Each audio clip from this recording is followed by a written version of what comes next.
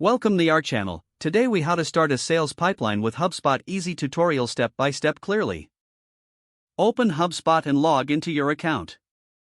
Once you're logged in, navigate to the sales dashboard. Locate the pipelines section in the menu. Click on the pipelines option to view your existing pipelines. To create a new pipeline, select the Create Pipeline button. Give your new pipeline a descriptive name. Choose the deal stages that you want to include. You can customize each stage by clicking on it. Set the properties that you want to track for each stage. Define the win probability for each stage to better estimate your forecasts. Click Save when you've completed the pipeline setup. Next, you can start adding deals to your new pipeline. To add a deal, click on the Add Deal button. Fill in the deal details, such as the deal name, amount, and close date.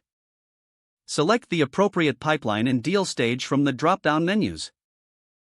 Click Save to add the deal to your pipeline. Monitor the progress of each deal as they move through the stages. Use the reporting tools within HubSpot to analyze your pipeline performance. This will help you identify trends and areas for improvement. Frequent adjustments may be necessary as your sales process evolves. Stay consistent with updating your pipeline regularly for optimum results. You are now set up to effectively manage your sales pipeline in HubSpot. If the page does not load, refresh the browser or try again in a private or incognito window. Make sure you are using the correct email address, then retype it carefully to avoid small typos. If your password is not accepted, use the reset option and create a new strong password you can remember. Check your spam folder for verification or security emails, then complete any requested confirmation steps. Enable two-factor authentication if available to improve account security and reduce unauthorized access risk.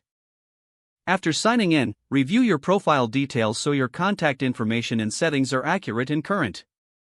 Don't forget to like this video and subscribe to our channel for more step-by-step tech guides.